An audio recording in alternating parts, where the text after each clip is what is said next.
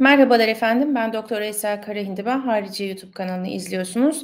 Birleşmiş Milletler Güvenlik Konseyi'nde bir karar kabul edildi. İsrail'de acil ateşkes, Amerika çekimser oy kullandı. Gazze'de İsrail'in katliamı devam ediyor, saldırıları devam ediyor. Hayatını kaybeden insanları artık sayamıyoruz. 31 bine yaklaştığına yönelik Filistin Sağlık Bakanlığı'nın vermiş olduğu bilgiler var ama tahminler bu sayının çok daha üstünde olduğu yönünde. Bazı uzmanlar enkazın altında kalanlar ve tedavi göremediği için hayatını kaybedenlerle birlikte Gazze'de yaklaşık 100 bin kayıp yaşanmış olabileceğini değerlendiriyor. Bir savaş daha var ki o da dijital arenada yaşanıyor. İsrail'in kullanmış olduğu dezenformasyon yöntemleri ve yapay zeka teknikleriyle medyada izleyiciler, okuyucular manipüle edilmeye çalışılıyor çeşitli yalan haberlerle. Tam da bu konuda uzun yıllardır araştırma yapan bir akademisyenle konuşacağız. Katar Hamad bin Halife Üniversitesi'nden Profesör Marc Owen Jones. Marc, thank you very much for coming on. Thank you for having me. So let's quickly start talking about your researches which you do on disinformation and misinformation. So you say that Israeli attacks on Gaza have been accompanied by endemic disinformation and misinformation. So can you specify which methods and tools Israel used for that? Yeah, sure. So ever since October the 7th, we've seen essentially a campaign of disinformation and misinformation by Israel. The purpose of the disinformation is primarily to demonize Hamas and make Hamas's attack seem as brutal as possible in order to legitimize Israel's response. So some of the most egregious examples, some of the most blatant examples we've seen are, for example, these accusations that Hamas beheaded 40 babies, and we've seen accusations that Hamas conducted systematic rape against women. Now, it became clear quite soon that these narratives were false, but these narratives are deliberate, they're not accidental. Throughout the history of all conflicts, we've seen narratives from the First World War that show how the enemy attacks babies and rapes women. Why? Because these are red lines in almost every culture. People think the idea of killing babies and children is horrific, which it is. And so if you can convince people that that's what the enemy do, that's what Hamas are doing, then you can also convince those same people, especially in the West, like the US, who are a big Israeli ally, to support Israel's brutal genocide in Gaza, right? So those are some of the big examples, but there are a number of other techniques and tools, right? So, for example, the use of fake accounts online. This is a very common tactic. We know, for example, that Israeli firms have skill sets where they can create thousands of fake accounts, not just on X, but on Twitter, on Facebook, on TikTok. And then these accounts will engage in spreading propaganda and misinformation. One particular campaign that I thought was very interesting was the use of loads of fake accounts to spread disinformation about UNRWA, the United Nations Relief and Works Agency. This has been a big part of Israel's campaign, is to smear UNRWA. Why? Because UNRWA is one of the biggest employers of Palestinians, and it's one of the entities that basically sustains Palestinians' claim to statehood. And Israel have been on a huge campaign to link the UNRWA to terrorism, right? And this is another tactic of disinformation. It's to tie legitimate organizations and accuse them of terror. And in this disinformation campaign, we had fake accounts, creating fake websites, creating fake social media accounts, and then using them to try and spread disinformation about UNRWA being connected to terrorism. This is just another example of it. And the effectiveness of these campaigns is not clear, but we do know, for example, that a number of countries started to remove funding from UNRWA. And recently, the United States, for example, passed a bill, a federal funding bill, that also banned funding to UNRWA next year. So it does seem that these campaigns actually do have an impact, which is very unfortunate. And that impact is to try and undermine, harm, and delegitimize the Palestinian cause. So you said that actually what Israel targeted actually resulted in according to what they aimed, yeah? So some countries stopped funding UNRWA, and the claims were circled internationally that they were employing Hamas militants. So to talk about more specifically, what do these online deceptions cause in the understanding of Gaza? Well, I think, information now is increasingly consumed online, and it's easy for anyone to create the illusion of a narrative. An important element of techniques: if one person says something, Esther, you ignore it. If you have 1,000 people saying something, then it becomes a narrative, it becomes a piece of information. The problem is, online, it's easy to create 1,000 people, 1,000 fake accounts. And that's exactly what we're seeing. And I think so much of the information around Gaza is being consumed online through social media. Why? Because Israel are prohibiting journalists from going into Gaza to see what's on the ground. So the only information we see is either filtered information through Israeli state ministries or disinformation, or when we're lucky, footage from Palestinian citizens.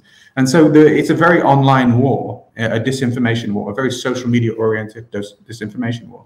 And, the thing is with online is that it's very easy for something to go viral.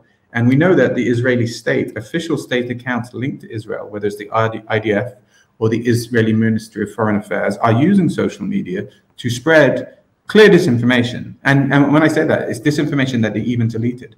I'll give you an example. For example, the Israel official Ministry of Foreign Affairs account has on several occasions spread, for example, the information that Palestinians are using dolls, like toy dolls, and pretending that they're dead babies, right? There's been at least 3 occasions where the Foreign Affairs account has said this, and it's proven to be false. There's no way in hell that they know that to be true, right? So they are deliberately spreading this kind of false narrative. But these get thousands and thousands of retweets. And then you have someone in for example, the US repeating these claims. We know, for example, that Secretary Blinken and Joe Biden himself have repeated claims that originated on social media about beheaded babies and repeated them in a press conference. So information from the social media space generated by Israel or the IDF or Israel entities then breaks out, and by breaks out, I mean goes from social media to other forms of media. And that's the secret, right? That's how you do it. You start a disinformation narrative online on digital media, and you feed it into the mainstream media, so it looks credible. So can you tell us what role do the social media companies have in that? Well, with the exception of TikTok, which is Chinese, most social media companies that are commonly used, Instagram, Meta,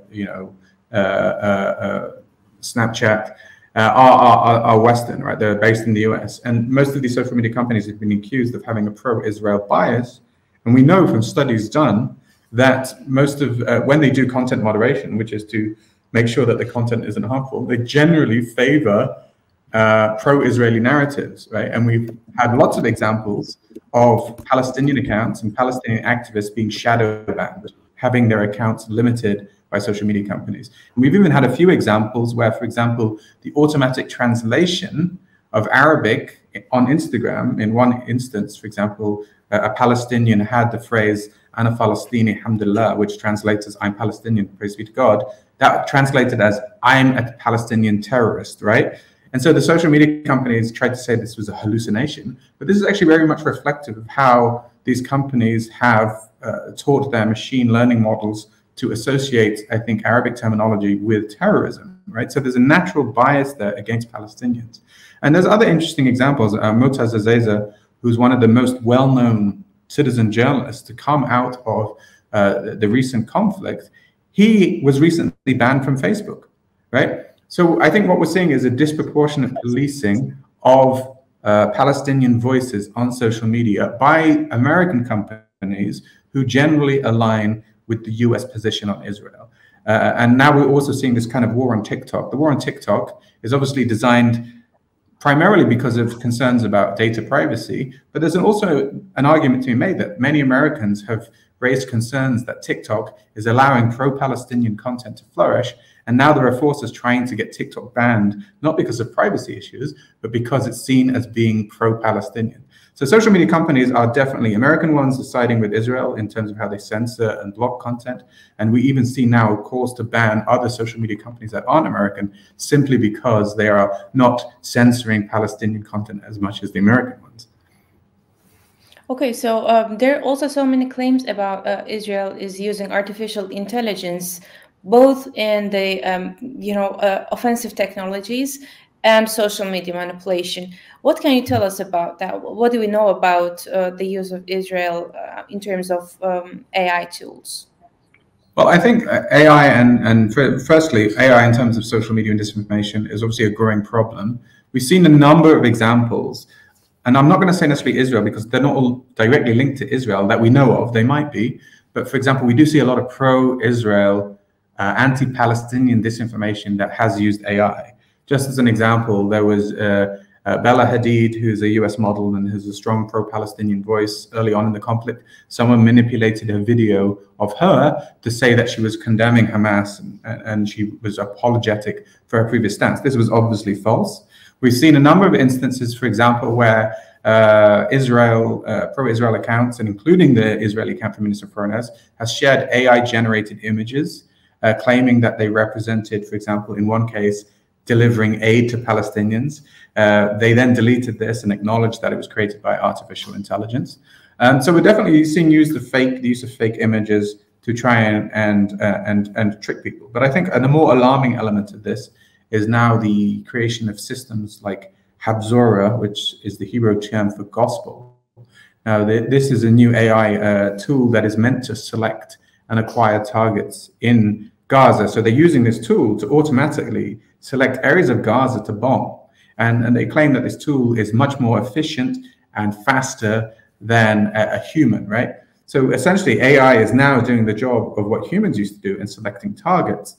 And as far as we know, this is one of the first times this tool has been used. But what we also know, this is the most deadly war in Gaza in history, and over 32,000 people have been killed. So what we're seeing is the use of these new tools at a time when the civilian death toll is huge. This seems to suggest that this new efficiency of AI targeting is actually also correlated with the mass killing of Palestinians. And it's particularly alarming because AI models are trained on data. And because Israel is an occupying state, an apartheid state, it's very probable that the data that it's trained its model on is probably anti-Palestinian, and it probably it kind of inherits these biases and says things, I'm going to select the target, and it doesn't matter if 5 Palestinian civilians die because I've been trained to do that. So we don't know what exactly much about this AI model because they're not transparent, but they're using this to kill people. And I think this is something that's really, really alarming. What do we know about the legacy of AI tools in both in war zone and in digital sphere? So yes, Israel is using gospel and maybe some other AI tools, but yeah, I know that it's not your field, but you're a researcher in Middle Eastern areas. Maybe you have any take on this. I mean, AI, the probabilities are endless. This is the problem, right? So in theory now, you could have AI tools that would create thousands, perhaps millions of fake accounts and allow thousands, perhaps millions of fake accounts to generate disinformation and propaganda at a scale we've never been seen before, right? And I think I've seen evidence of this in the past few years, not necessarily in Israel. In terms of warfare, again, hugely damaging. We talked about gospel, but sure, what about facial recognition? The ability to process thousands of faces, millions of faces at once, to be able to do that and then target those faces automatically, to be able to process DNA, to be able to process, the kind of information profiles of people using complex algorithms that then determines whether that person is a threat or not. And I think, there's the limits of AI in terms of warfare are only the limits of human creativity. And unfortunately, I think the problem with AI is not necessarily in what it can do, it's in who is calling the shots about who's controlling it. So if we have a political system that's one of apartheid or occupation, the use of AI is going to reflect that. And we're definitely seeing that. And I think the information space, social media, disinformation is not ready for AI. And we're going to see increasingly the weaponization of AI to create propaganda on a scale that I think is unprecedented in history. Mm-hmm. I heard that recently the United Nations passed a resolution on the good use of AI, so it was kind of supportive and sponsored by so many countries, including Turkey and some others in the region. But do you do you follow any discussions in United Nations regarding the use of AI in this negative terms as Israel does? So what is going to be the future of AI if it's going to be used so much more on the warfare zone and in digital front? Yeah, well, the problem with any of these legislations, whether UN, I know the EU have also initiated some legislation on ethical use of AI. But again, when it comes to security and national security, often these areas are separate in terms of the legislation, right? And this is because, security, national security is often seen as a red line. All this does to me is basically suggest that countries still have a bit of a carte blanche to do whatever they want with AI, right? And so I think the use of generative AI for warfare is going to be, I don't think it's necessarily going to be limited or controlled or constrained in the same way, for example, we see the regulation of the nuclear space. I mean, we still live in a place where people have nuclear weapons, right? And over the trajectory of the past 10 years, we've seen perhaps, a space in which nuclear weapons aren't as controlled as they were. And if we apply that same logic to AI, it basically says that, the era we're in is one in which states are increasingly taking more and more dangerous risks with their defense industry, right? So I don't see why suddenly we're going to be like, okay, we're going to make our approach to nuclear warfare more liberal, but we're going to police AI. I don't see the logic in that. And so I don't think there's necessarily a decoupling. I don't think these resolutions in terms of AI are necessarily going to affect how they might be used for warfare. And if anything, what's going on in Gaza is anything to go by, then in fact, people will be going to countries like Israel to say, how does your technology work and how can we use it and how can we make it better?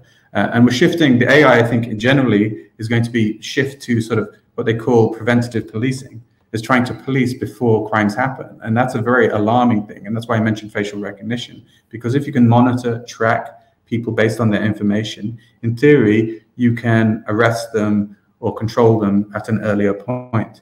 So I think AI is going to shift to this point of preventative policing. But as it does that, I think we are then in the area of potentially having a police state.